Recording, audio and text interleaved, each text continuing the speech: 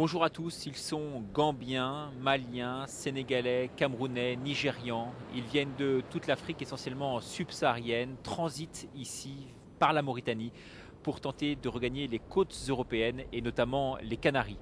C'est essentiellement par voie maritime, par bateau et par pirogue interposée qu'ils tentent cette aventure. Il s'agit d'un véritable drame pour eux puisque 40% de ces candidats à l'exil, selon les derniers chiffres, arrivent à destination. Pour le reste, ils sont renvoyés dans leur pays d'origine s'ils sont pris au large des côtes, comme c'est souvent le cas, ou encore nombreux d'entre eux périssent en mer et les cadavres viennent ici joncher les côtes de Mauritanie où nous sommes aujourd'hui. La Mauritanie, pays situé au sud du Maroc et au nord du Sénégal, pays de transit pour eux, puisque la Mauritanie constitue la dernière porte d'entrée vers l'Europe. Avec Guillaume Roubert, pendant près d'une heure, nous allons nous pencher sur cette épineuse question de l'émigration, l'épineuse question de cette population clandestine qui quitte tout, famille, enfants, patrie, village, pour tenter de regagner l'Eldorado européen.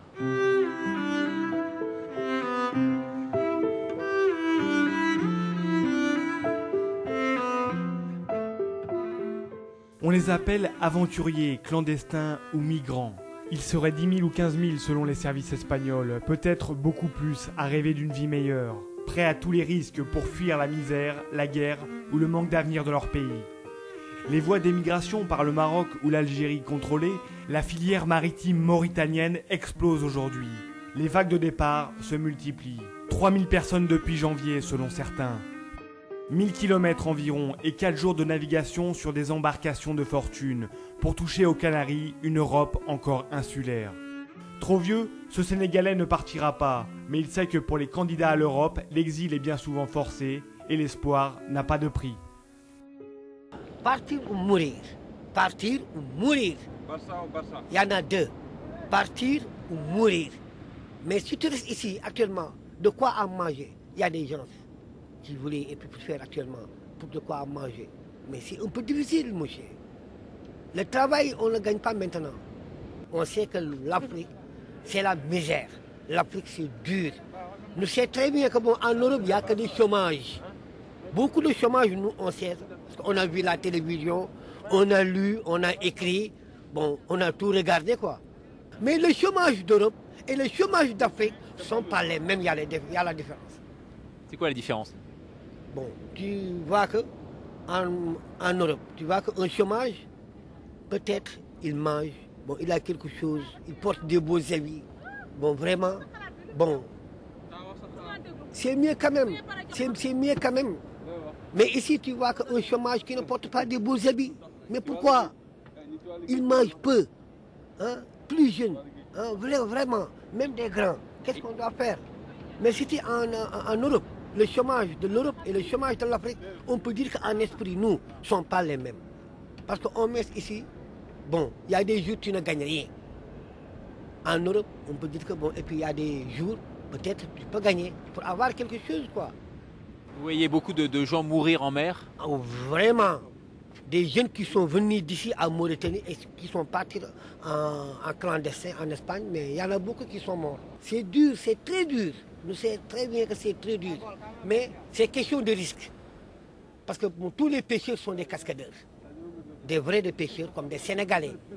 Les premiers pêcheurs d'ici sont les Sénégalais qui viennent en Mauritanie et qui font ici bon, et puis vraiment notre travail bon, de contrat 2 ans ou bien 1 an. Si on voit des pirogues qui partent en Espagne et nous on part, on nous donne de l'argent pour partir, pour chercher quelque chose. Et vous êtes combien par pirogue à partir ? Bon, ça fait actuellement 70 personnes, 80 personnes, au maximum 100 d'équipage. On prend et puis bon, du régime de riz, de l'eau, bon, tout le régime, du pain, tout, et on se calcule. Bon, le régime là, ça nous parcourt bon, la distance de l'Espagne. Bon, d'ici 4 jours, on va manger et tous les régimes, ça va rester en pirogue. Vous savez qu'il y a la police en mer, là, les bateaux qui circulent. On cache la police. Si on part, bon, nous, on cache la police parce qu'on ne veut pas que la police nous voie. Si la police il nous voit, il vient nous attraper pour prendre notre pirogue et la machine et tout. Et on le prend définitivement. Et nous, mais on nous fait de refouler au Sénégal. Et il y en a beaucoup ici qui sont repartis au Sénégal et qui reviennent encore. Il y en a beaucoup, il y en a beaucoup. Il y en a beaucoup d'ici, des Mauritaniens, des Sénégalais, des Camerounais, des Ivoiriens, des Ghanagana qui sont partis ici. Il y en a beaucoup. Le père Bernard Pelletier, prêtre missionnaire spiritain, a passé 40 ans à côtoyer les migrants et à observer le phénomène de près.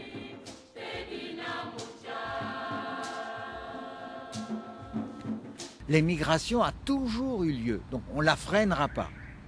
Alors comment faire pour que ces gens qui veulent partir sur l'Occident, aller à l'Occident ou aller vers l'Europe, ce n'est pas la solution. Il y en aura toujours qui passeront. La solution, c'est le développement du pays. Alors il faut que l'Occident s'en occupe, mais aussi que les Africains aussi gèrent bien ce qu'ils peuvent recevoir ou autre. Mais je crois que freiner complètement, on ne peut pas. Migration zéro, moi ça me paraît utopique.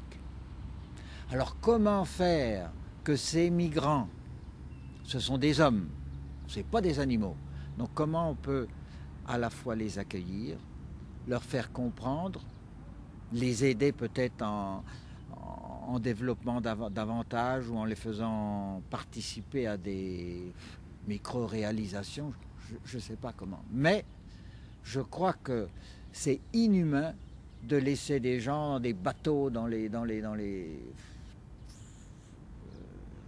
un peu sachant qu'ils vont pour la plupart mourir. Comment faire? Nous, on se pose le point d'interrogation. Nous, on est lieu de passage. C'est pas la Mauritanie. La Mauritanie a très très peu de gens qui veulent partir. C'est pas la Mauritanie. C'est les gens venant d'ailleurs. Donc, nous, en Mauritanie, on essaie d'accueillir, de faire quelque chose, mais... Alors justement, quelle est la position de l'Église par rapport à ça, par rapport à l'accueil des migrants? D'abord, les considérer comme des hommes. Essayer de les accueillir comme on peut.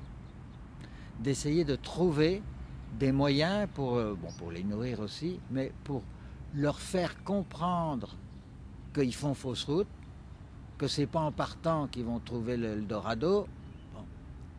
Mais surtout, moi je crois important pour nous, c'est accueillir des gens qui sont en détresse.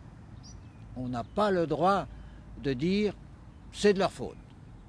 On a dire non, ils ont un problème. Ils n'auraient peut-être pas dû venir, mais ils sont là.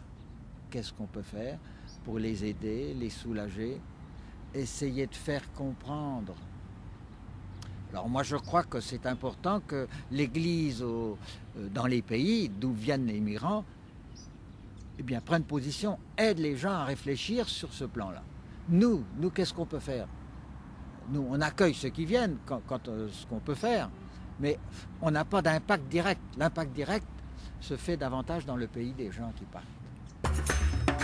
Sur le port de Nouakchott, la capitale, les pirogues déversent leur cargaison de poissons.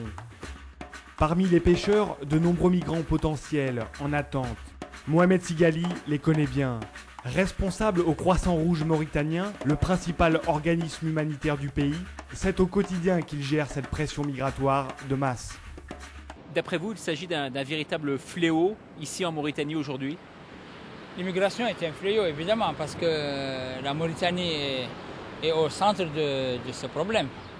Pourquoi? Parce que la Mauritanie a 540 km à peu près de plage, donc une côte qui n'est pas surveillée du tout, et de laquelle peuvent partir et revenir donc les pirogues. Nous sommes impliqués dans un problème qui n'est pas en fait le nôtre, parce que ou des immigrants échouent parce qu'ils ont des problèmes au large, ou des immigrants sont refoulés donc d'Espagne pour rentrer dans leur pays, ils font escale ici.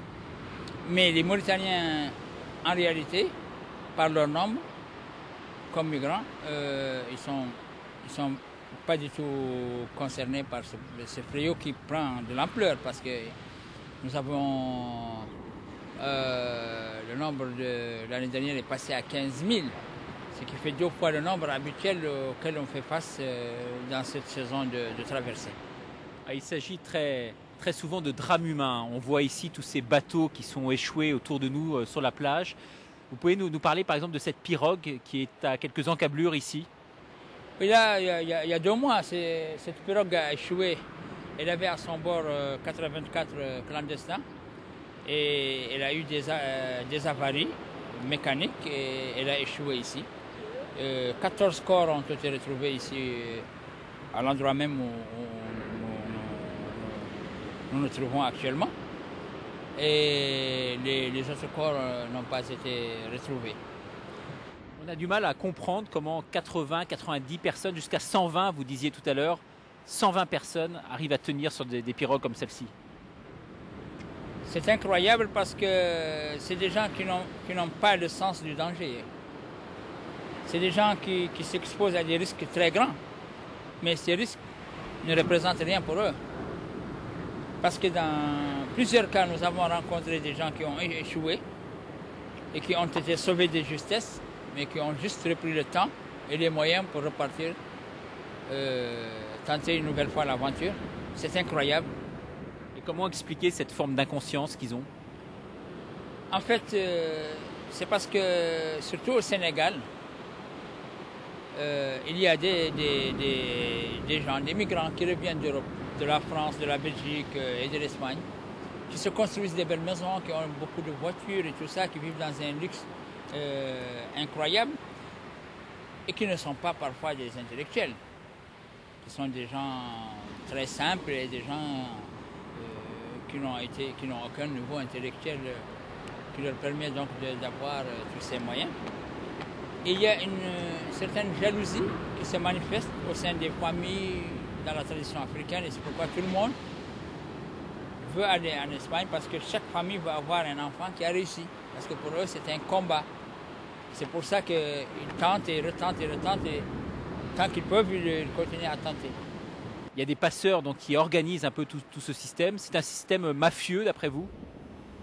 Bien sûr que c'est un système mafieux parce que vous avez les gens qui diffusent l'information, vous avez les collecteurs, ceux qui rassemblent les candidats au voyage. Et vous avez les gens qui assurent la sécurité, c'est-à-dire pour faire partir la pirogue sans que les autorités s'en aperçoivent. C'est une véritable mafia, parce que ça rapporte énormément d'argent. Il est en moyenne payé donc jusqu'à 500 € par personne. Et pour 80 personnes par voyage, ce n'est pas c'est des montants importants. Et c'est pour vous dire que c'est une véritable organisation bien structurée, bien encadrée et qui travaille dans la clandestinité absolue. Et pour vous qui représentez la Croix-Rouge ici, le Croissant Rouge mauritanien, quelle politique adopter finalement? Nous, on adopte la politique de l'assistance. Nous faisons de la sensibilisation. Lorsque nous avons les conditions réunies pour faire de la sensibilisation, pour expliquer aux gens que l'immigration est un phénomène dangereux. Mais lorsque nous sommes devant les faits, des immigrants qui sont refoulés, nous faisons notre devoir de société humanitaire, nous apportons notre soutien humanitaire, nous donnons la nourriture aux immigrés tant qu'ils sont sur le territoire du pays. Nous les assistons, nous leur donnons de la nourriture, nous nous occupons de leurs soins et nous leur donnons les moyens de communiquer avec leurs parents pour donner de leurs nouvelles. Alors maintenant, mais nous nous occupons que du côté humanitaire. Est-ce que c'est un vrai problème qui touche notamment l'Espagne en particulier, puisque les migrants ici essayent de regagner les côtes espagnoles par le biais des Canaries. Une fois qu'ils sont aux Canaries, ils font quoi? Bon, quand ils sont aux Canaries, ils sont dans un centre de rétention qui est aussi géré par la Croix-Rouge en Espagne. Et après, ils restent un mois dans ce centre, en principe, et puis après le centre, ils sont libérés. Mais ils sont aussi refoulés au cas par cas. Lorsque l'Espagne décide de leur refoulement, ils les prennent, ils les mettent dans les avions et ils les envoient. Alors, comment ça se passe l'organisation avec les pirogues? L'organisation est très simple. Il y a un passeur qui envoie des gens très sûrs pour collecter les immigrants. C'est un travail qui se fait dans la clandestinité, qui se fait de bouche à oreille. Mais en général, celui qui collecte les immigrants, c'est quelqu'un qui peut faire un travail dans une très grande discrétion. Et maintenant, chacun paye à peu près 500 € par personne. Le passeur, lui, il fournit la pirogue, l'embarcation, les 2 moteurs, le ravitaillement, c'est-à-dire les vivres pour 4 à 5 jours, pas plus parce qu'il y a un problème de poids dans la pirogue. Vous avez 80 personnes plus le gasoil, le carburant pour le moteur, donc en général une barrique de 200 litres. Et puis il fournit les GPS, les gilets de sauvetage et il laisse les clandestins partir. Il ne donne pas de chauffeur parce qu'en général c'est dans le groupe qu'on identifie une personne qui sait manipuler la pirogue et qui sert de navigateur. Donc, le chauffeur est un des clandestins. Il y a un des clandestins. Ce n'est pas quelqu'un parce que ce n'est pas une pirogue destinée à être ramenée. Lorsque maintenant le voyage réussit, c'est-à-dire en Espagne, c'est le but d'ailleurs du voyage, mais s'il échoue, les clandestins sont propriétaires du matériel qu'ils récupèrent, c'est-à-dire la pirogue, les GPS, les moteurs, mais en général ils perdent tout parce que c'est du matériel qui est saisi par les autorités militaires ou les autorités de la sécurité.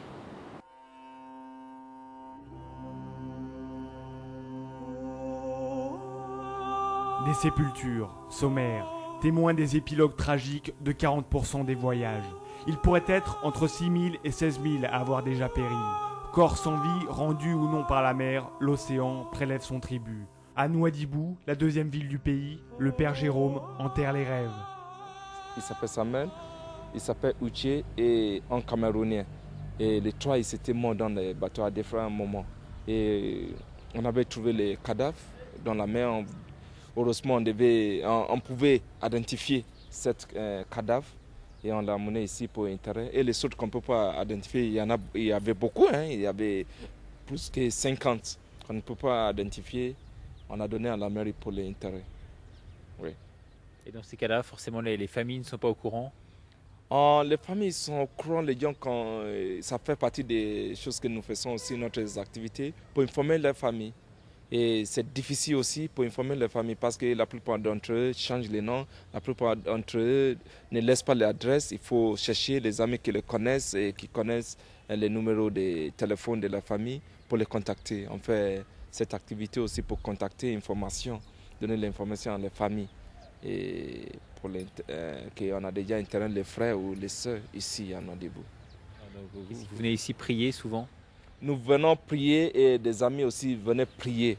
Et qui voulaient prier, ils demandent la clé, on leur donne la clé pour entrer, pour prier. Et chaque 2 novembre, c'est tous les défunts, la fête de tous les défunts, on vient allumer les bougies et prier pour eux. Et c'est des jeunes, très souvent. Ils sont tous des jeunes, tous des jeunes. Il n'y a pas de vieux italien ici, ils sont tous des jeunes. Entre l'âge de 17 ans à 35 ans, pas plus. Et vous voyez que c'est presque plein. Tout ça, on a déjà rempli ça, des corps. Et c'est presque plein. Nous n'avons que de cet espace seulement pour enterrer les gens. C'est plein.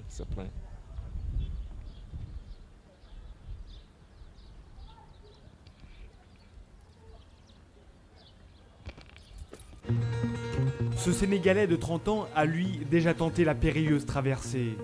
Son aventure s'est arrêtée sur une plage des Canaries, mais l'obsession européenne est toujours là.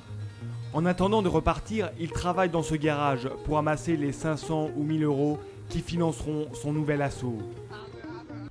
Quand même, c'est un peu dur, mais Dieu est grand. Lorsqu'on a quitté là-bas, on a fait passer à Saint-Louis. On a fait passer à Nouakchott pour faire monter. Parce que le gars qui est le pilote, lui-même, il connaît la route. Toujours, il nous a dit que dans le pilote, s'il y avait le soleil devant nous, on va partir en Espagne. S'il y avait le soleil à côté derrière nous, toujours, nous, on a fait partir à côté d'Amérique, Gambie, les autres pays comme cela. Tu as vu? Lorsqu'on a une testeur, je ne sais pas comment on s'appelle ça. Une boussole. Une boussole, oui, on a fait tromper. Finalement, on a fait sortir à côté de Mamkhar. Il y avait des gens même qui se sont dit que donc maintenant, le route là, ce n'est pas l'appel pour partir, quoi. C'est-à-dire, ils sont restés là-bas. Nous-mêmes, on a pris un risque pour aller.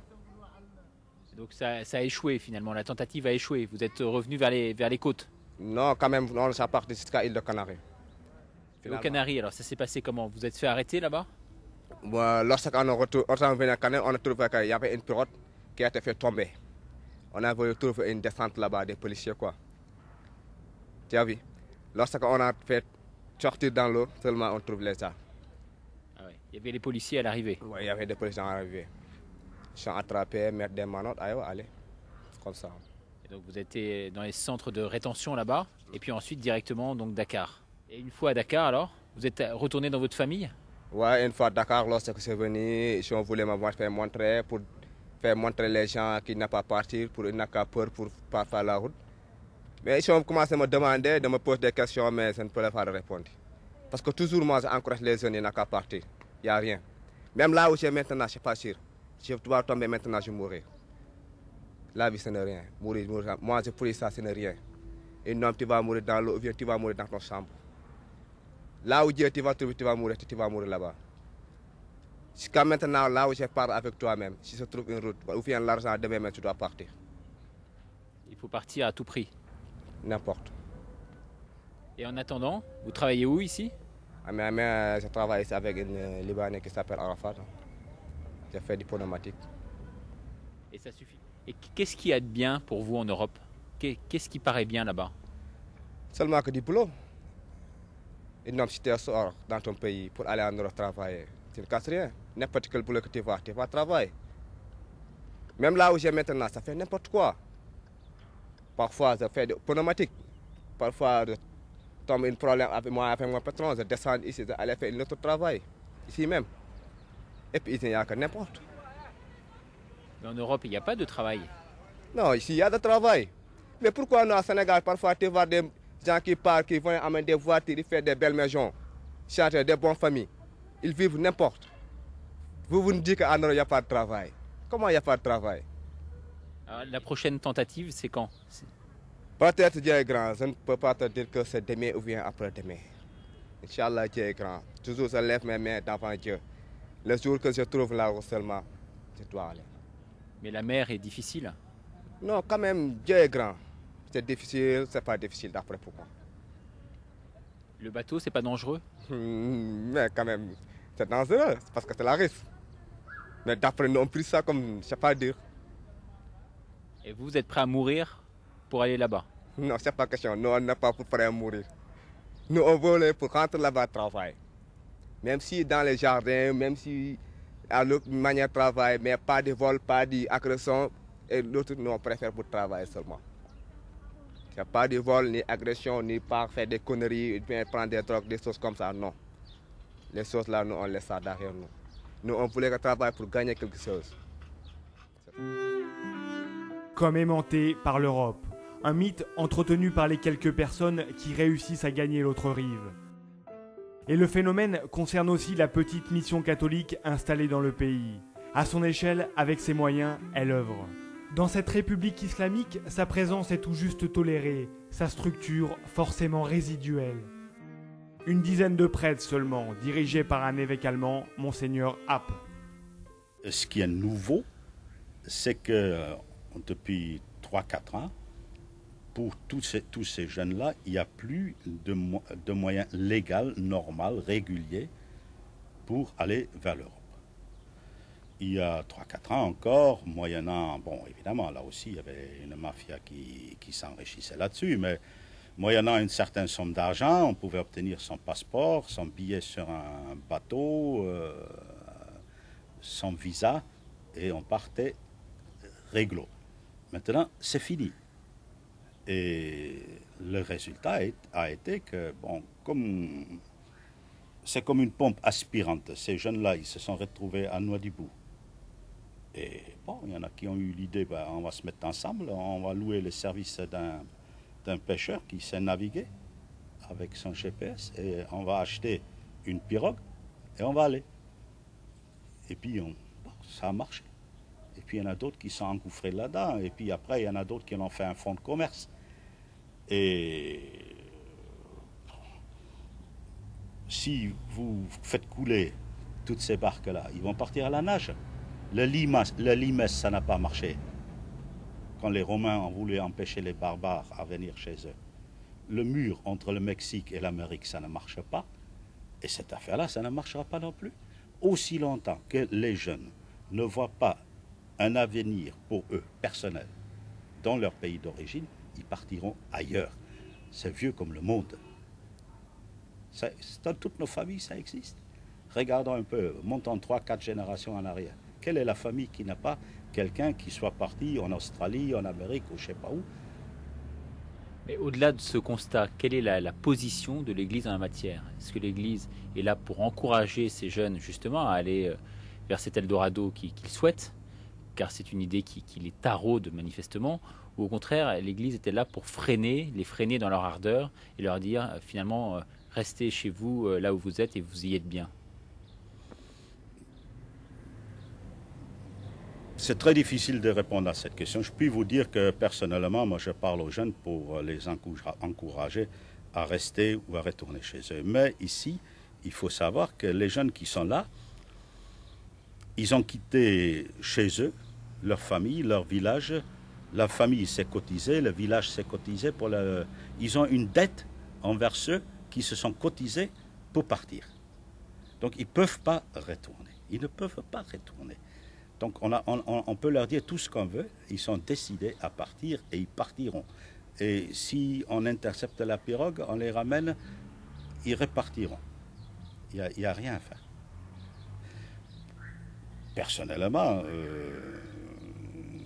moi je suis d'avis qu'il faut que tous on s'investisse à transformer les conditions de vie dans ces pays. Et ça, avec la Caritas par exemple, on s'emploie à ça.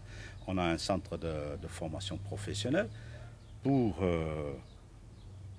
donner des conditions de vie aux jeunes qui leur permettent de vivre dignement, de vivre ici. Mais regardez sur les toits tout autour, les antennes paraboliques et les séries, les telenovelas qu'on diffuse. Mais ces jeunes-là, ils croient que tout le monde en Europe vit comme on vit dans ces telenovelas. Et puis eux, ils crèvent la misère. Donc, ils partent. Le problème vient d'où? Vient d'une fausse idée qu'ils ont de l'Europe. Entre autres, oui. Une fausse idée de l'Europe et puis aussi une complicité pour empêcher les pays émergents d'émerger. Quel politicien peut se permettre de dire à ces paysans en Europe, arrêtez de cultiver la betterave de sucre parce qu'un kilo de sucre de betterave coûte le triple de ce que coûte un kilo de sucre qui est fait avec de la canne si on laisse de côté toutes les subventions. Il n'y a aucun politicien qui ose tenir un langage comme ça. Pourtant, c'est la réalité. Que ce soit le sucre, que ce soit le coton, que ce soit tous les autres produits. Ici, dès qu'il y a quelqu'un qui essaye d'élaborer des produits de la pêche, on lui met dans les bâtons dans les roues, des droits douaniers ou autres. Parce que ce qui intéresse les puissances européennes, asiatiques et autres, c'est d'avoir des droits de pêche, de pêcher, et que personne ne sache ce qu'ils ont pêché, parce qu'il y a une chose qu'on déclare et une autre qu'on emporte, ça ne touche pas terre. Qui est-ce qui va... C'est aussi simple que ça.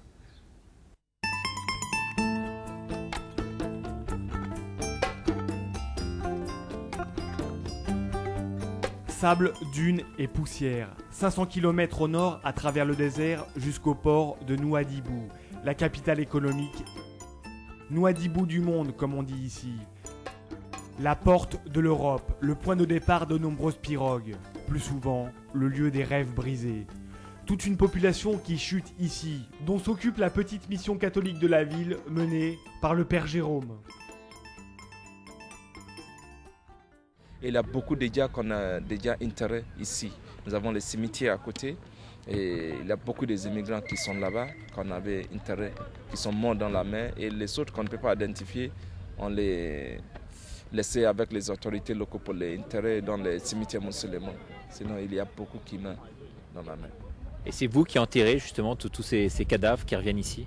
pas tous les gens qu'on peut identifier qui sont chrétiens ont l'intérêt. Mais les gens qui ne sont pas chrétiens, ce n'est pas nous qui s'occupent de ça, c'est la mairie qui s'occupe de ça. On s'occupe des corps de chrétiens qui sont morts à la mer. Et malgré l'espérance qui vous habite, c'est toujours pour vous une déchirure énorme de devoir en tirer des corps de jeunes comme ça? Ah oui, parce que si vous voyez que les gens qui meurent à la mer, ce sont la jeunesse. Et c'est les gens qui commencent leur vie et parce qu'ils voulaient chercher les meilleures vies et qui perdent cette vie qui est tellement chère à eux. Et pour moi, ça fait mal au corps. Ce sont les gens que vous jouez au ballon avec, ce sont les gens que vous dansez avec, ce sont les gens que vous priez avec, ce sont les gens que vous travaillez avec et tous les voyez meurent dans son coup sans tomber malade, comme ça, c'est pénible, c'est tellement pénible. Franchement, l'année passée, 2 ans, j'ai failli quitter ici parce que c'était trop pour moi. C'était trop. Les gens que vous voyez qui meurent dans la mer, c'était trop. Et pour moi, je n'ai jamais vu les choses pareilles. Je n'ai jamais vu les choses pareilles dans ma vie. Et quand vous leur dites de rester, qu'est-ce qu'ils disent? Il faut nous donner le boulot, il faut nous donner quoi vivre. Et je n'ai pas de solution. Je ne peux pas le dire. Je ne peux pas le donner. Je ne peux pas. Oui, c'est ça qu'ils disent. On ne peut pas. Et il dit, si vous voulez nous faire rester, il faut nous donner l'emploi. Il faut nous donner la vie. Et je ne peux pas. C'est ça. Et qu'est-ce qui vous fait tenir le coup? Qu'est-ce qui vous fait aller jusqu'au bout de votre mission? C'est la conviction que, pour moi, la vie, c'est quelque chose qui passe. Et c'est la conviction aussi que je reste à apporter qu'est-ce qu'il y avait aux gens, malgré les difficultés, qu'il a le Seigneur qui est là. Parce que je suis croyant, qui croit à la résurrection et qui croit que cette vie, ce n'est pas la fin. Moi, je pense que c'est ça qui me tient. Sinon, ce n'est pas la peine pour rester pour voir les choses pareilles que je n'ai jamais vues. Les gens qui moi je dis, c'est les suicidés. Les gens qui se jettent à l'eau parce qu'ils voulaient gagner leur vie et qui perdent. Beaucoup d'entre eux qui perdent cette vie. Qu'est-ce qui me tient le coup, c'est que je suis croyant et je crois à la résurrection. C'est pour cela que je suis là. Sinon, ce n'est pas la peine pour rester ici.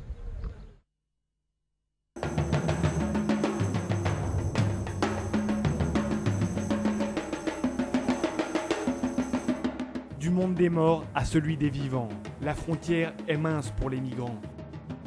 Rien n'y paraît. Sur le terrain de la paroisse, Maliens et Guinéens s'affrontent au foot. Des histoires et des destins. Ce Camerounais devait partir, mais une jambe fracturée pendant un match l'a obligé à différer son départ et lui a peut-être sauvé la vie. Bon, actuellement, je suis cassé, je ne sais pas quand est-ce que je dois me rétablir. D'abord, il faut que je me rétablis d'abord, je vais regarder. Après ça, qu'est-ce que Dieu va faire? Et après, une fois rétabli, donc ça se passe comment pour partir en Europe? Après ça, je dois m'organiser, chercher de l'argent et ensuite, je dois payer mon connexion. Parce que ma famille, ils sont pauvres là-bas. Je veux les aider. Oui. Il y a mes petites soeurs et ils fréquentent, n'ont pas assez de moyens. Si j'arrive en Europe, je peux les aider.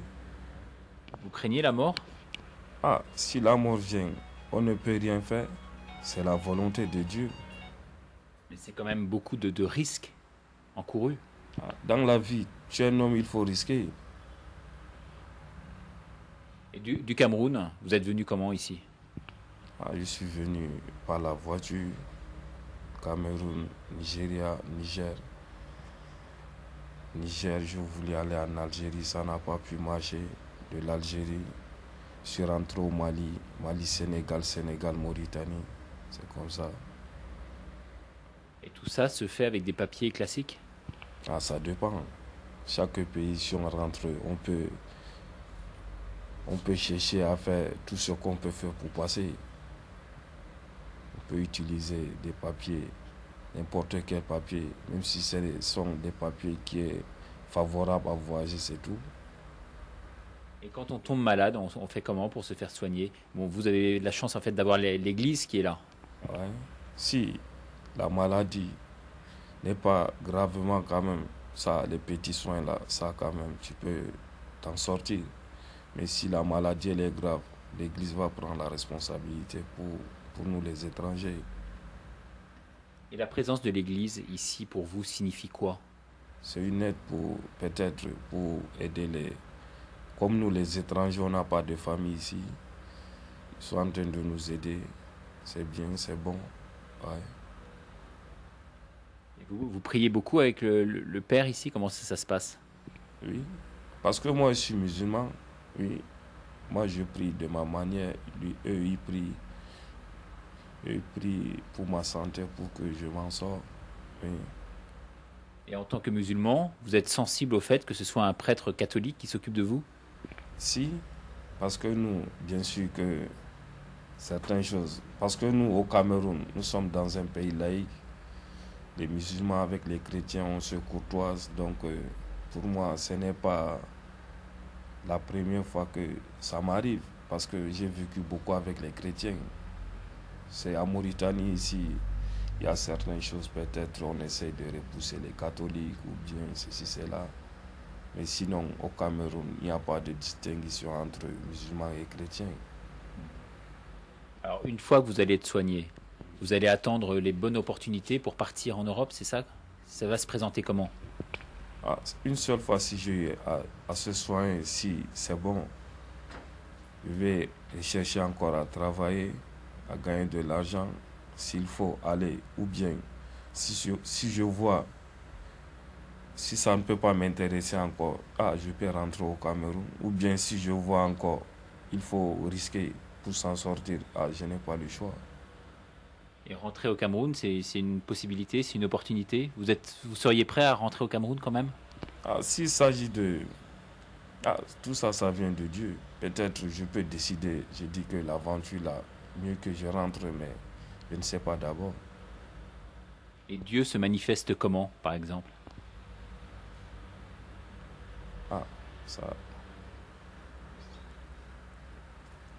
Ça c'est compliqué quand même.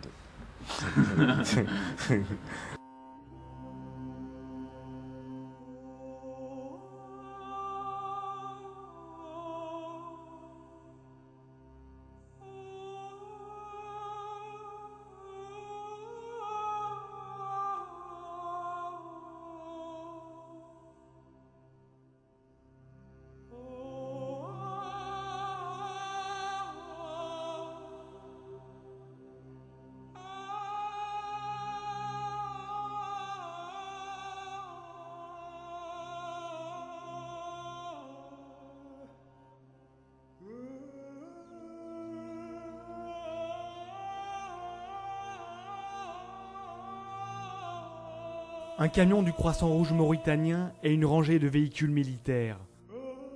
Un curieux comité d'accueil se prépare sur le port.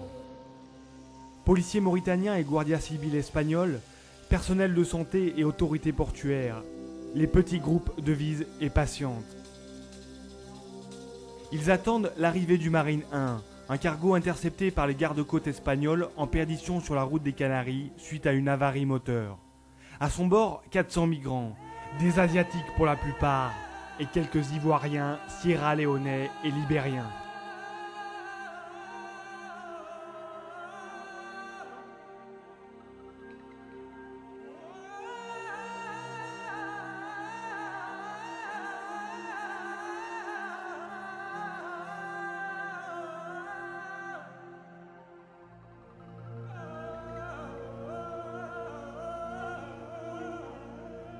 Un navire que l'Espagne refusait d'accueillir et que la Mauritanie a finalement décidé de laisser accoster afin d'éviter une catastrophe humanitaire. Car malgré la réactivation d'un accord bilatéral de rapatriement signé en 2003, les deux pays ne sont pas toujours sur la même longueur d'onde. Le litige révèle le malaise autour de la question migrante et dévoile le sort de ceux qui échouent dans leur voyage vers l'Europe. Une grande majorité, 30 000 personnes environ en 2006. Dans la carcasse rouillée, les visages apparaissent. Le nouveau type de trafic humain laisse entrevoir ses victimes.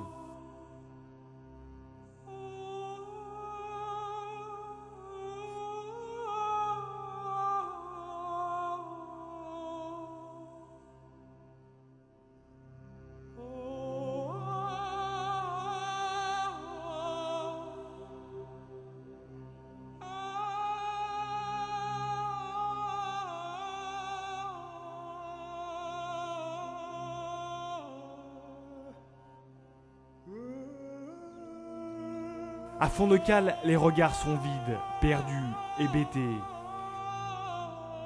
Des déracinés, des candidats au rêve pris dans la toile policière tissée par l'Espagne et la Mauritanie depuis quelques années.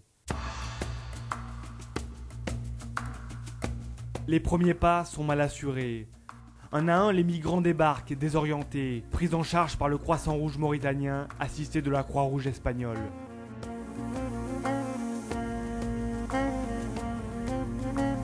De l'Espagne, ils ne connaissent pour l'instant que la Guardia Civile. Éprouvés et affaiblis physiquement par le voyage, c'est avant tout la perte d'un horizon qui brise le regard. Un hangar comme dispensaire de fortune, les premiers soins s'organisent, une priorité après des jours passés en mer.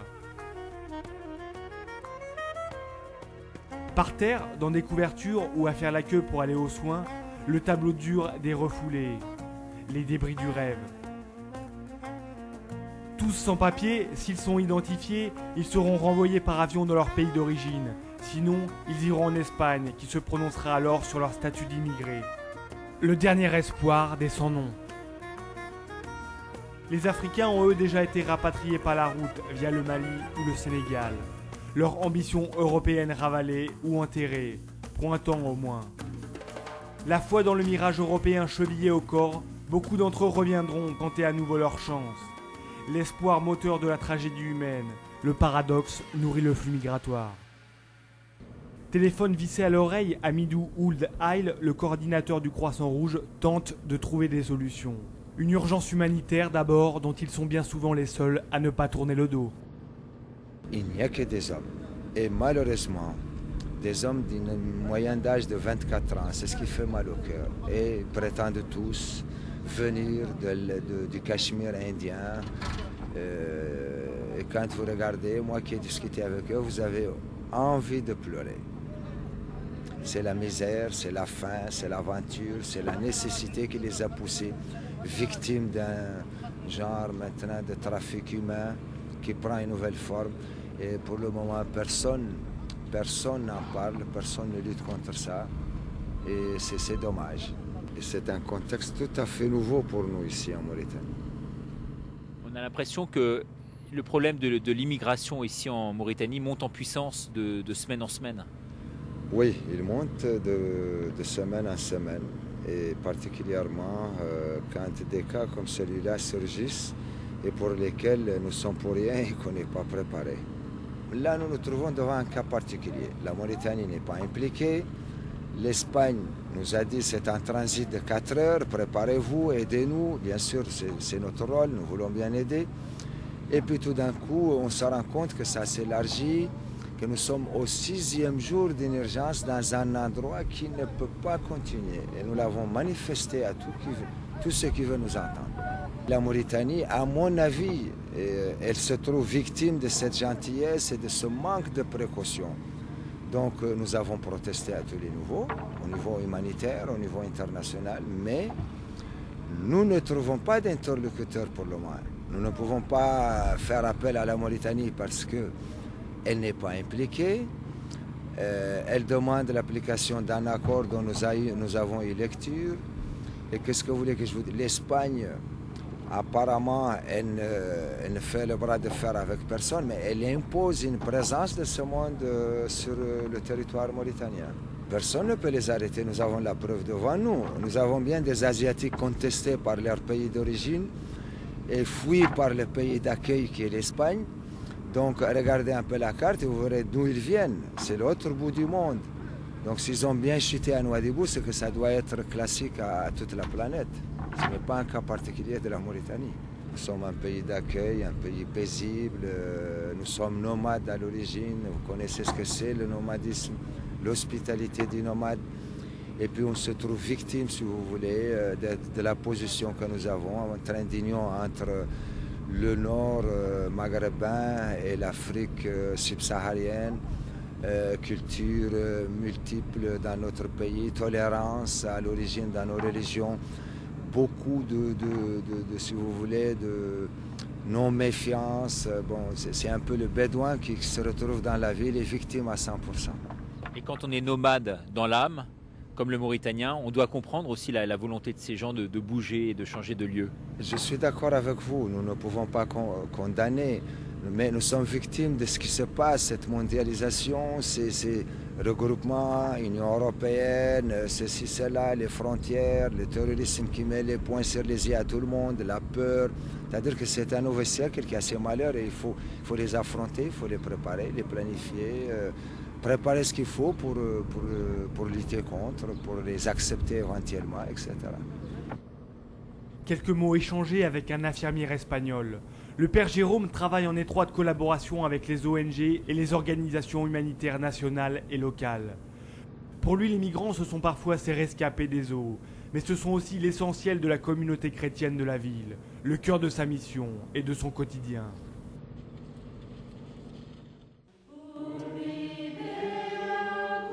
À quelques encablures du port, un dôme blanc posé sur les hauteurs. Notre-Dame de Nouadhibou, comme un phare pour la poignée de chrétiens noyés dans ce pays musulman. 18h, l'heure de la messe. Les paroissiens s'égrènent un à un. Le Seigneur soit avec vous. Et avec votre esprit. Élevons notre cœur. Rendons grâce au Seigneur notre Dieu. Le père Jérôme assure le service, assisté du père Jean-Louis, un spiritain d'origine normande. Les deux missionnaires font tourner la paroisse. À toi, Père très saint, Dieu éternel et tout-puissant. L'assemblée est éparse, clairsemée, en tout une quinzaine de personnes, des étrangers exclusivement, et quelques sœurs de la communauté de Béthanie venues en voisine. Sénégalais, Camerounais ou encore Maliens, la plupart sont de passage. Certains tenteront de rejoindre les Canaries. Impossible de savoir qui parmi eux sera encore là demain, assis sur les petits bancs de bois de l'église. C'est sur quelques familles, et ce sont des familles simples, étrangères, qui se sont installées ici à Nouadhibou et qui ont une foi de gens simples qui viennent à l'église et recevoir ce que l'on peut leur transmettre. Qui sont-ils? Donc voilà, nous avons des familles mandjak, des familles sénégalaises, et puis d'autres migrants qui sont des gens de passage et qui s'arrêtent pour quelque temps ici à Nouadhibou, avec chacun un projet dans la tête, avec une idée. Mais on se retrouve ensemble pour prier et pour témoigner aussi dans le monde où nous sommes, de notre foi en Christ ressuscité. Difficile de composer avec une population fluctuante et insaisissable. Ainsi va la vie paroissiale à Nouadhibou, au gré des départs et des arrivées. J'ai choisi d'être prêtre et j'ai choisi de partir, d'être missionnaire et j'ai choisi de venir en Mauritanie. Et en quelque sorte, je me suis préparé à ce type de présence. C'est plutôt un désir de partager vraiment ma foi avec d'autres, vivre une expérience qui est différente dans un contexte de première évangélisation ou dans un contexte des églises pleines et vivantes. Là, c'est plus simple, mais la présence, être témoin du Christ, être témoin de l'Évangile, même en Mauritanie, pour moi, ça a du sens. À la sortie de la messe, les pères s'attardent avec quelques paroissiens.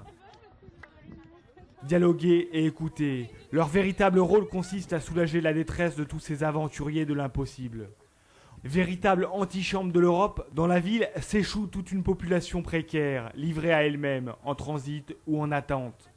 La pastorale des migrants s'exerce avant tout sur un terreau social. Nous constatons que des hommes et des femmes qui ont des familles et qui choisissent de partir en Europe et qui prennent tous les moyens pour faire cela, quitte à risquer leur vie. Voilà, je constate et ça me fait mal au cœur, ça me fait mal au ventre aussi. Mais voilà, mon avis, c'est que les gens voilà, ils ont le désir de partir quitte à risquer leur vie. Voilà, c'est un grand questionnement aussi de voir des personnes dans cette perspective-là. L'Église s'interroge mais mène aussi des actions concrètes. Cours de langue, ateliers ou visites des prisonniers, quelques-uns des programmes d'assistance et de soutien mis en place par la paroisse. Le père Jérôme se rend d'ailleurs souvent dans le local de l'association El Fatima. un groupement de femmes catholiques étrangères lancé depuis 3 ans. Accrochés au mur, des boubous bariolés et des robes colorées. Toute une gamme de vêtements, de tissus et de production artisanale qui permet à ces femmes de survivre et de nourrir leur famille. Par le microcrédit, l'Église fixe et relance une population. La machine à coudre comme alternative à la prostitution et au piège de l'argent facile. Un succès pour les pères, mais une goutte d'eau perdue dans le flux intarissable des migrants. Car la paroisse ne peut lutter contre les chimères européennes, mais à son niveau, elle évite que les rêves ne se brisent déjà à Nouadhibou. De France, Benoît avait lui aussi entendu parler des pirogues. Des échos lointains. Pour se rendre compte sur le terrain, il a tout quitté, métier, amis, famille, pour passer 6 mois à Nouadhibou, à agir aux côtés de l'Église, au cœur des réalités. Le mouvement de fond de l'immigration est un mouvement qui ne sera pas stoppé juste comme ça parce qu'on en a envie, juste avec quelques millions d'euros. Les gens ont envie de venir en Europe, les Africains ont envie de venir en Europe, mais même aussi on voit maintenant les Asiatiques, pour différentes raisons, bonnes ou mauvaises, mais ces raisons sont là et tant qu'on n'agira pas sur les causes, les gens auront envie de venir en Europe. Et un autre problème, c'est l'accueil qui est fait en Europe, qui à mon avis n'est pas bon. Et là, les gens, je crois, ne sont pas prêts en Europe à changer non plus leur façon d'accueillir l'étranger, justement. Alors vous les avez vus à Nouadhibou, mais on a l'impression que rien ne peut stopper cette marche en avant vers l'immigration. Rien, non. Tant que les causes de l'immigration existeront en Afrique, les gens auront envie d'aller voir ailleurs si l'herbe est meilleure. Et bon, déjà, on voit, nous, en tant qu'Européens, on peut bouger. Certains vont en Angleterre parce qu'il n'y a pas d'impôts, d'autres vont tenter leur chance aux États-Unis. L'herbe du voisin est toujours plus verte et de fait il n'y a pas d'herbe dans le désert, donc ils ont forcément envie d'aller voir ailleurs, quoi. On ne pourra pas le stopper comme ça. Pour moi c'est vraiment un mouvement de fond et même là, ce qu'on peut voir actuellement, les associations ou les organismes internationaux, pour moi n'essayent pas vraiment de résoudre le problème. Moi, la façon dont je ressens les choses avec les gens qui sont passés à Nouadhibou, c'est que l'Europe en a un peu marre de voir des gens arriver et se dit que plus les gens sont loin de la frontière, qui est maintenant positionnée juste en dessous du Maroc, parce que le Maroc maintenant, on lui a donné 40 millions d'euros pour qu'il ferme bien ses frontières, donc c'est fait. Et l'Europe n'a qu'une envie, c'est de voir les gens un peu le plus loin possible des frontières et de ne pas entendre parler, quoi. Ça ne résout pas le problème, ça ne change pas que les gens meurent dans le désert pour continuer à venir. Donc du coup, ils meurent pas on ne les a pas dans nos camps. On a fermé Sangatte au nord de la France, on les a plus chez nous. Mais du coup, ils meurent aux frontières dans le désert ou ailleurs. Ça ne résout pas le problème, ça le cache un petit peu, mais ça ne résout rien du tout. À Sangatte, il y en a un ici, hein. Il y a un mini Sangatte en fait à Nouadhibou. Ça doit vous révolter. Vous réagissez comment par rapport à ça ? Bon, un centre de rétention, ça a une fonction, ça peut jouer un rôle à un moment donné. Ce qui est plus, j'ai envie de dire marrant, c'est que c'est un centre qui est financé, donc un centre à Nouadhibou en Mauritanie, financé par l'Europe. Donc l'Europe fait faire un petit peu son sale boulot dans les pays étrangers.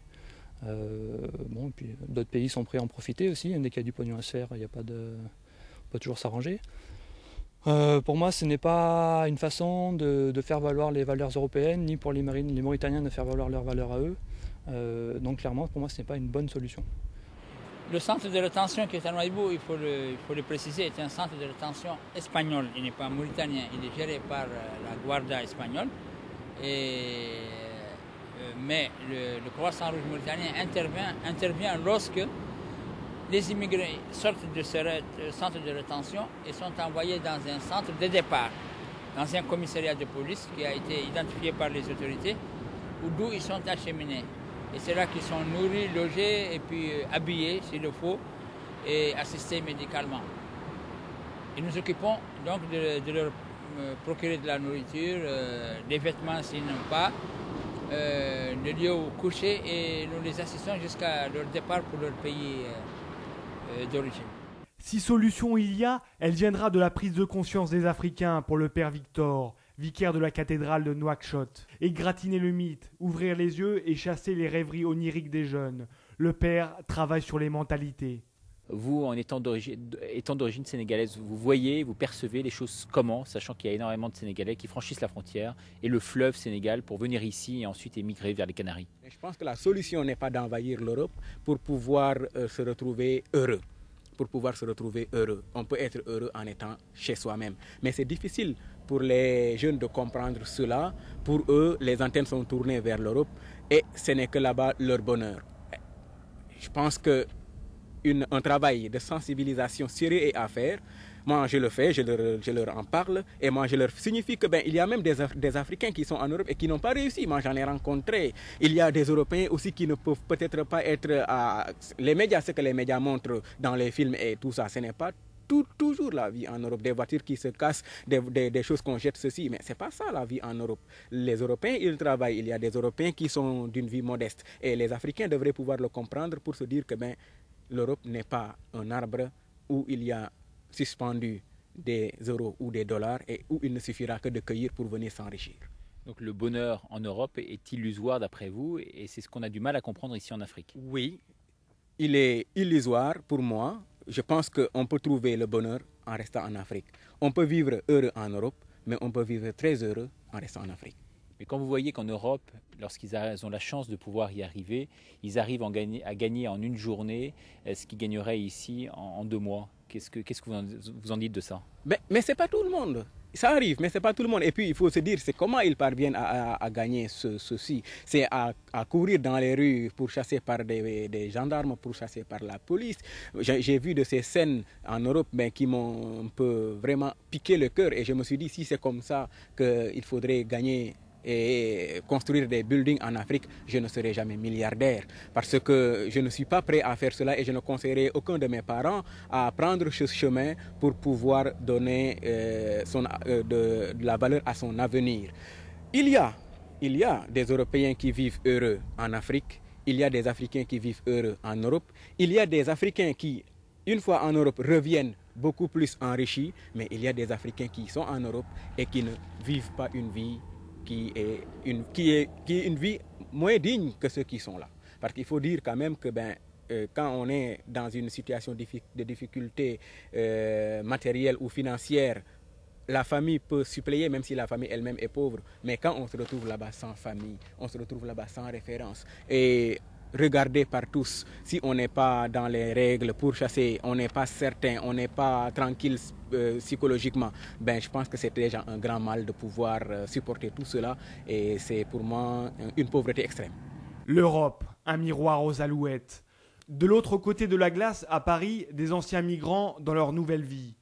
Pour eux, le rêve a pris corps, mais les épreuves continuent. Les lendemains déchantent. Donc on a besoin d'un bout de papier pour vivre, pour circuler sans avoir la peur au ventre, pour circuler librement comme tous les Français ici. Vivre librement, c'est l'espoir de tous ces hommes, de toutes ces femmes. Comme Jamila, ils vont se succéder toute la matinée à la tribune. À chaque fois, le même témoignage. Je cherche la paix, la dignité, la franchise. Un cri du cœur qui dit la douleur, la difficulté à vivre en France. Ces hommes, ces femmes sont des sans-papiers. Ils viennent d'Afrique, du Maghreb. Pour certains sont arrivés par la filière mauritanienne. D'autres avec un simple visa de touriste. Tous sont en attente du fameux sésame qui leur ouvrira les portes de la République. Nous sommes à la Bourse du Travail, à 2 pas de la place de la République, à Paris. Depuis le mois de février, une partie du bâtiment est occupée par les sans-papiers. Pour eux, une façon de faire entendre leur voix. Ce matin-là, ils sont quelques 200 à écouter ces histoires qu'ils connaissent par cœur. Des histoires toutes plus éloquentes les unes que les autres. Comme celle de Sullivan, un Malien d'une 40aine d'années, en France depuis 10 ans avec sa femme et ses enfants. 10 ans de galère, 10 ans de précarité. Avec ces mots, il dit sa détresse, son incompréhension. À partir du moment que, avec notre cours le visa de cours de séjour qui finissent en France, tu te vois dans la précarité, tu n'as plus le choix, on se voit un peu piégé, quoi. Parce que nous avons quitté chez nous pour essayer de venir vivre dignement ici en France.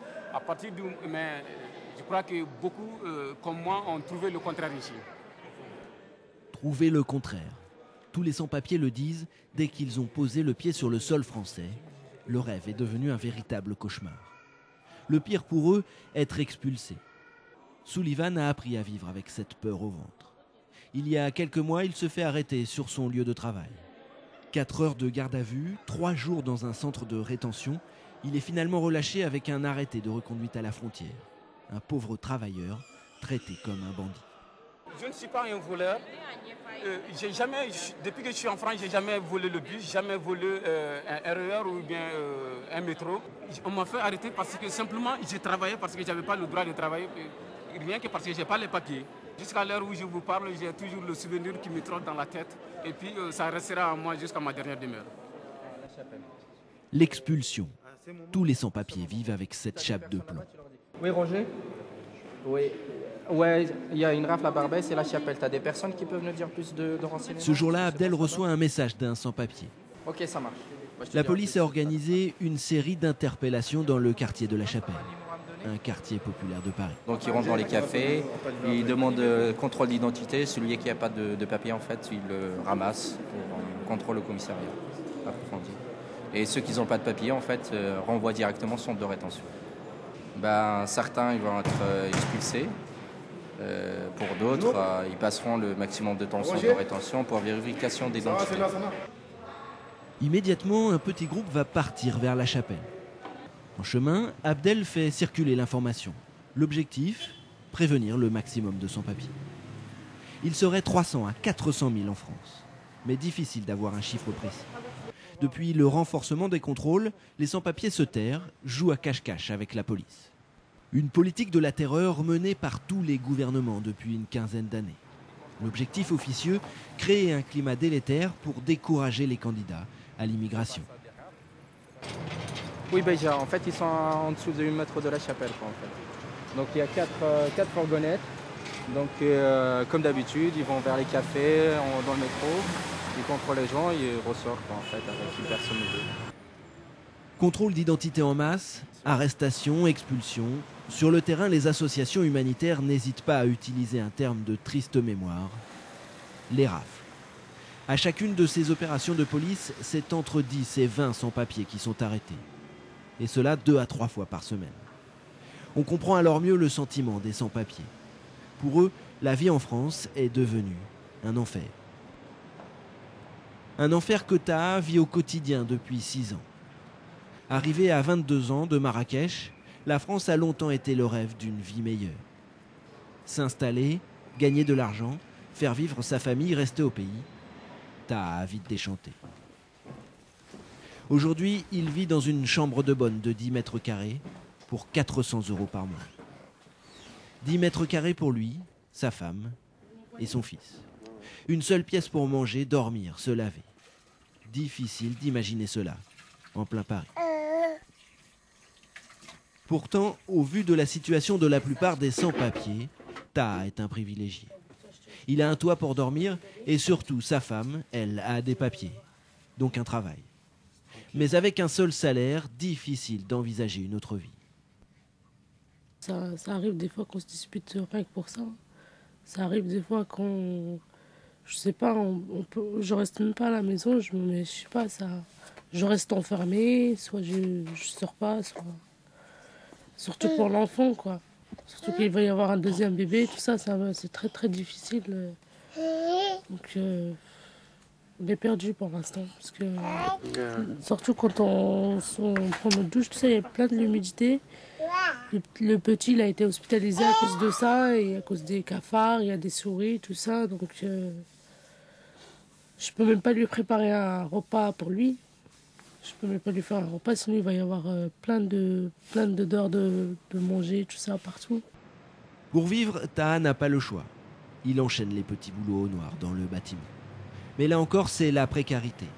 Main-d'œuvre exploitable et corvéable à merci, les sans-papiers sont payés 2 fois moins qu'un ouvrier français à qualification égale. Pour eux, pas d'heures supplémentaires, de congés payés et surtout pas de chômage. Eux, les patrons, ils cherchent toujours le moyen de nous escroquer. Eux, ils pensent qu'à ramasser de l'argent. Il y en avait même un patron avant. Quand je lui demandais le salaire, il me disait « Tu vas faire quoi avec cet argent-là » On se sent comme si on est des esclaves, on ne pouvait pas parler et tout. on ne pourrait rien lui dire parce que dès qu'on dit quelque chose, il commence à nous menacer, nous faire virer ou un truc comme ça, ou nous baisser le salaire. Depuis qu'il est en France, Taha a multiplié les démarches pour obtenir des papiers. Des démarches qui n'aboutissent jamais.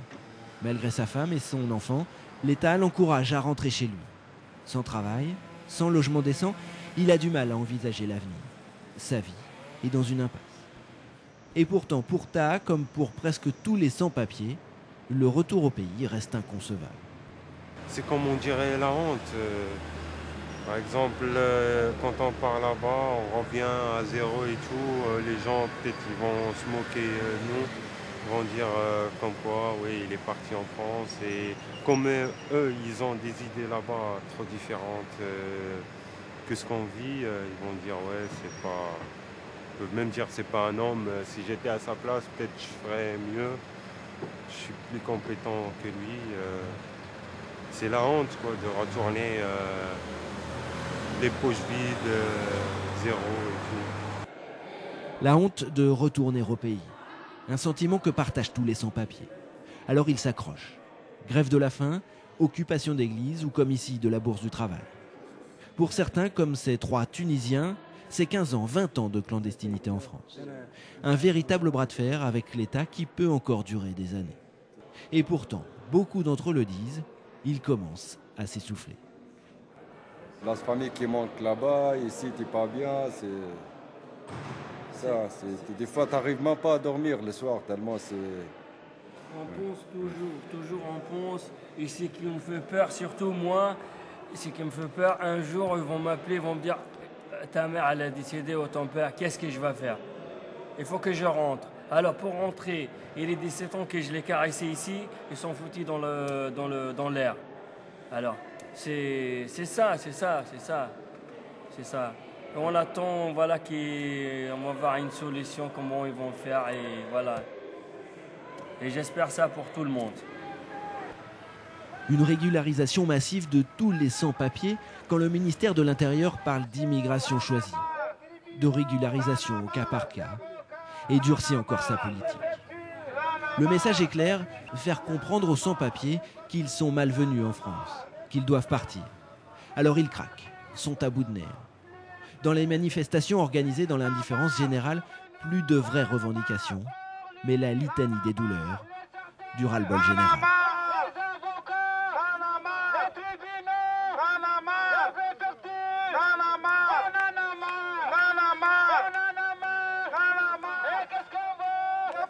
J'ai perdu 7 ans pour préparer à venir en France et j'ai perdu 13 ans pour avoir le papier, donc ça fait 20 ans de perdu. Si c'était à refaire, je ne le referais pas. Donc, raison pour laquelle je lance un message à tous ceux qui sont candidats à l'immigration, que le fait de venir en France ou en Europe en général, ça se prépare. Et nous, on l'a mal préparé. Donc, je les conseille pas de faire comme moi. Ne pas tenter sa chance. Pour ces hommes, ces femmes, aujourd'hui condamnés à vivre en France, cette fameuse carte d'identité a un coût. Le prix d'années d'attente, de peur, de précarité. C'est sans doute le message qu'ils adressent à l'Afrique, à la Chine, au Sri Lanka, à tous ces pays qui rêvent d'une autre vie. L'Eldorado français est loin du mythe qui les a fait rêver.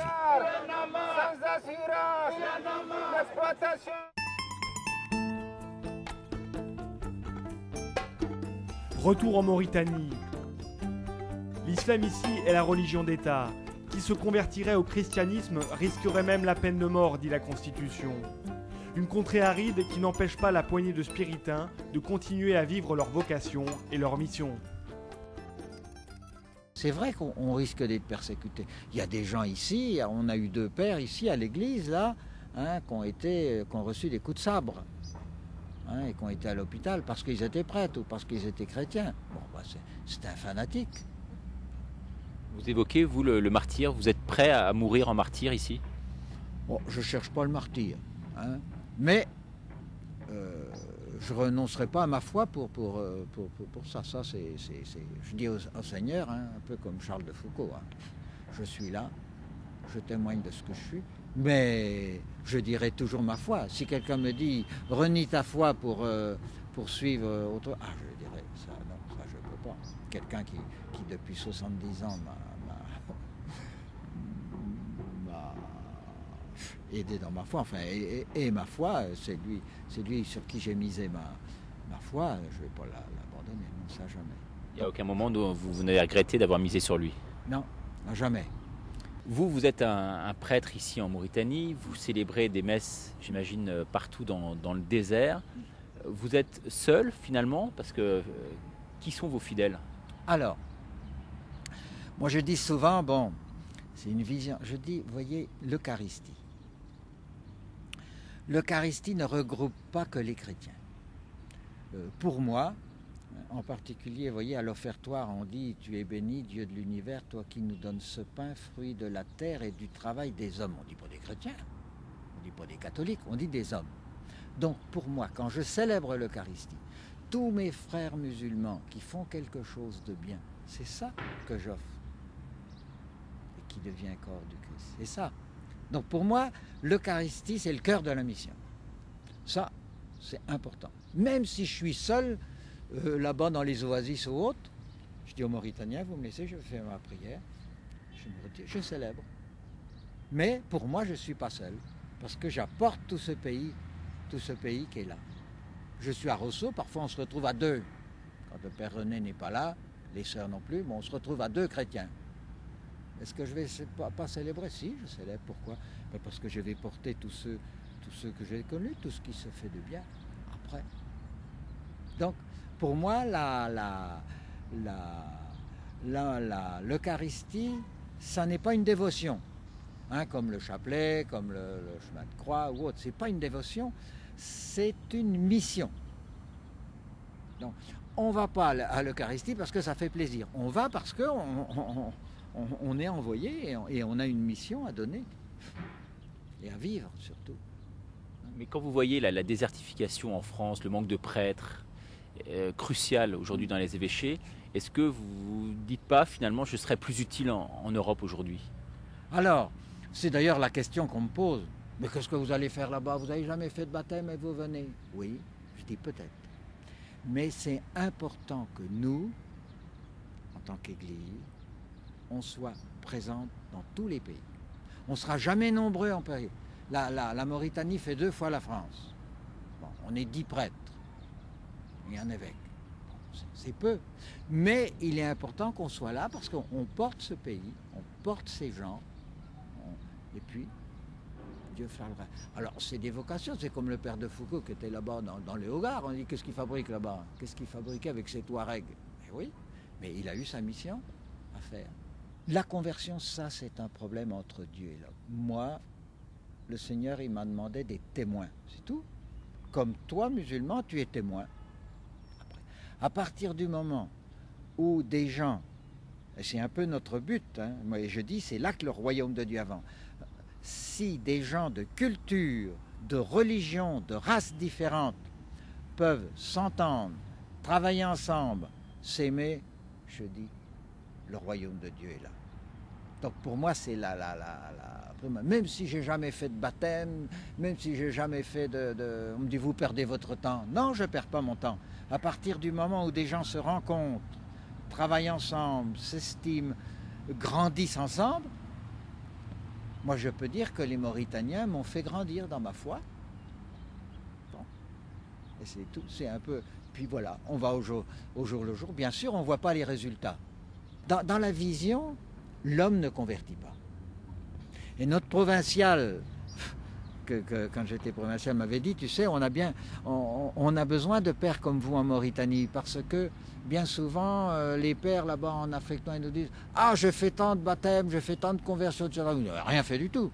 C'est lui qui convertit. Nous, simplement, on est des instruments entre les mains de Dieu. L'islam a quelque chose à nous dire. Bon, accueillons, voyons. Tout n'est pas bon, bien sûr, mais accueillons, sachons nous ouvrir et sachons nous aussi les respecter, mais toujours en demandant aux musulmans, attention, vous devez nous respecter et respecter les autres. Un musulman n'est pas meilleur qu'un chrétien, mais un chrétien n'est pas meilleur qu'un musulman. Bon, on marche ensemble. La Mauritanie est un islam très tolérant, même si, bon, il y a bien des intégristes. Mais on peut dire qu'on peut se promener en Mauritanie n'importe où, on est toujours accueilli par le monde musulman. On nous offre le thé, on peut parler. À partir du moment où on ne tombe pas sur des intégristes, le dialogue s'instaure facilement. Vous n'avez pas de signe ostentatoire, vous religieux, donc rien ne dit en vous voyant que vous êtes prêtre. Non.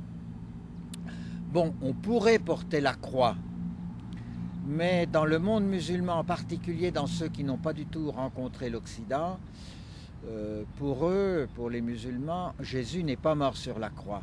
Et beaucoup de musulmans m'ont dit, ah, nous, quand on voit la croix, on se dit, mais il se moque, il ne respecte pas Aïssa, donc Jésus en arabe, donc Aïssa. Donc, par contre, on va voir d'autres gestes, des gens qui vont prendre la croix ou qui vont... Donc, mais pour nous qui arrivions ici, on a dit, bon, le mieux, c'est de se présenter, même si on porte la croix dans le cœur, c'est de se présenter devant les... Mais toujours, je me présente comme prêtre. Aux Mauritaniens qui viennent, qui me demandent ce que je suis, je dis je suis prêtre ici. Ah bon. Alors, parfois, le dialogue s'instaure, des questions sur la religion ou autre, et puis connaître le pays. Je crois qu'il est important, c'est de connaître bien le pays.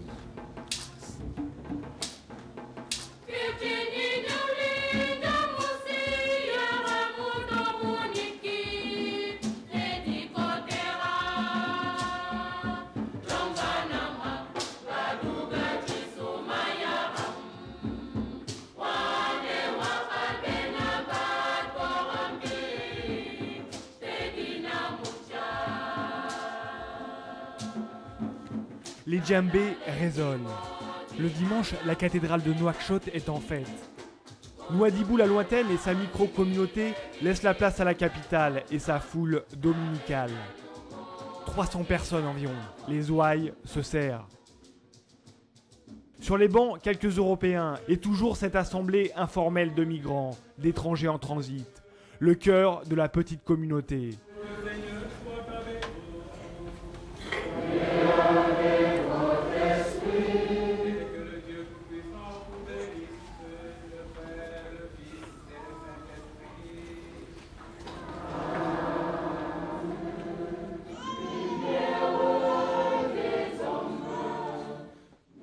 Le jour est important, le père Victor baptise. Le rite symbole de l'entrée dans la communauté chrétienne. L'église s'étend. Un paradoxe dans une république islamique qui ne lui reconnaît aucune existence légale. Car ici, l'église n'est toujours pas acceptée. Et avec 5000 baptisés sur environ 3 millions d'habitants, les catholiques sont numériquement inexistants. L'État ferme les yeux donc, mais les ondoiements sont bien clandestins. Des enfants marqués du signe de la croix, en même temps que celui de l'interdit. Des baptisés dont l'avenir n'est de toute façon pas ici. Retour au pays ou destination Europe. Combien verront les Canaries? Combien périront en mer? Chaque jour, des arrivants et des partants, des bonheurs et des drames. Le visage d'une église en mouvement.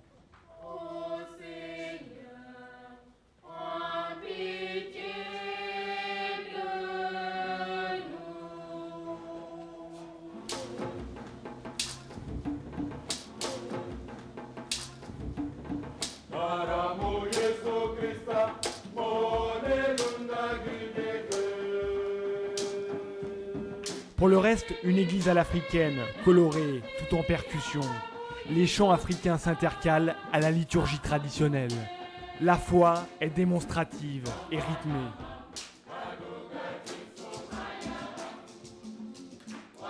Dans les yeux, l'Eldorado européen. Dans les mains, les rythmes africains. Dans le cœur, l'amour du Christ. Ils ne sont que de passage. De l'expérience de l'exil, ils gardent cette joie de vivre l'instant présent avant de s'envoler définitivement vers leurs rêves.